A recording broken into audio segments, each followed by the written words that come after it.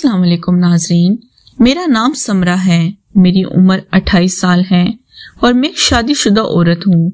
मेरे शौहर बहुत ही फर्माबरदार शौहर हैं और वो मेरा बहुत ख्याल रखते हैं। मेरी शादी अटक शहर में हुई थी और मेरे शौहर का अटक शहर में ही अपना घर में था।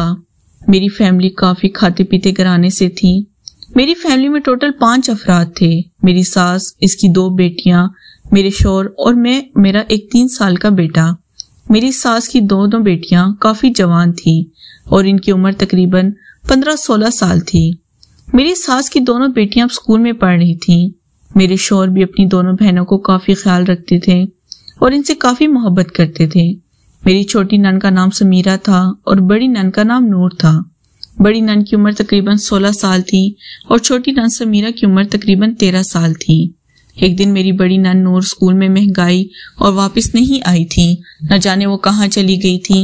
मेरे शौहर और मेरी सास इनको ढूंढ ढूंढ कर पागल हो रहे थे, लेकिन मुझे शक था कि वो किसी के साथ भाग गई थी। सारा दिन ढूंढने के बाद मेरे शौहर ने पुलिस में रिपोर्ट दर्ज करवा दी। शाम के वक्त मेरे शौहर इनको ढूंढने दूसरे शहर चले गए थे। मेरी सास भी इनके साथ ही थी। मैं और मेरी छोटी नन समीरा घर में अकेले थे। हमें काफी डर लग रहा था क्योंकि अटक शहर में हमारा कोई जानने वाला नहीं था कि हम एक गांव से वहां पर शिफ्ट हुए थे और वहां पर अपना मकान बनवाया था और हमारा कोई भी रिश्तेदार अटक शहर में नहीं रहता था। मेरे शौहर और मेरी सास अपनी बेटी नूर को ढूंढने दूसरे शहर गए हुए थे और वो तकरीबन 2 दिन बाद वापस आने वाले थे। मैं और मेरी नन समीरा घर में अकेले थे तो मुझे डर का एहसास होने लगा। मैंने समीरा को अपने कमरे में सुला लिया।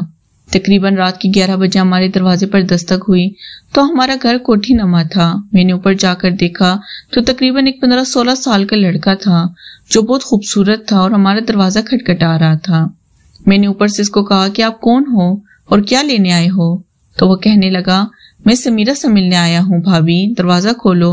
ये बात सुनकर मेरे पैरों तले जमीन निकल गई थी क्योंकि समीरा तो फकत 12 साल की थी और अभी छोटी बच्ची ही थी, लेकिन इसका इस लड़के के साथ चक्कर था।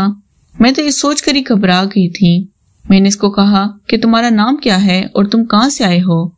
इसने अपना नाम बताया और कहा, मैं इस पास ही मोहल्ले में रहता हूँ, आप दरवाजा खोलो वरना मैं दीवार फैलाकर आपके घर आ जाऊंगा। मैं नीचे गई और घबराहट में दरवाजा खोल दिया। वो अंदर आया तो वो दिखने में बहुत ही खूबसूरत और खूब नौजवान लग रहा था। मैं तो इसको देखते ही इस पर फिदा होने लगी थी और अपने शौहर को भूल गई थी। मेरी सास मेरा तो सो रही थी और मैं ये सोचने लगी कि समीरा इसके साथ कैसे करती होगी क्योंकि वो तभी 12 साल की बच्ची है। मैं इसको दूसरे कमरे में ले गई क्योंकि समीरा मेरे कमरे में सो रही थी और वहां पर बैठकर मैं से हर बात पूछी तो वो कहने लगा कि मैं समीरा से 6 माह से मिल रहा हूँ और वो मेरे से प्यार करती है और इसने मेरे से शादी करने का वादा किया हुआ है। आज समीरा दिन को स्कूल के वक्त मुझे कहा था कि हमारे घर में कोई नहीं है, आप रात को 11 बजे हमारे घर आ जाना।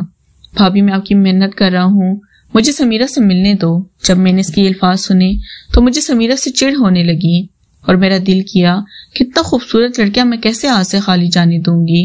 मैंने इसको कहा, एक शर्त पर, मैं तुम्हें समीरा से मिलने दूंगी, अगर समीरा वाला काम ही तुम मेरे साथ करोगे। वो मेरी बात सुनकर चौंक गया था और कहने लगा था कि भाभी, मुझे इतना नहीं पता, बस मैं तो इसके साथ ऐसा कुछ नहीं करता, बस इससे मोहब्बत करता हूँ और ऊपर से ही काम चलाता हूँ। मैंने इसको समझाने की ठान ली थी और इसे कहा था कि आ जाओ, मैं तुमको सब समझा दूंगी।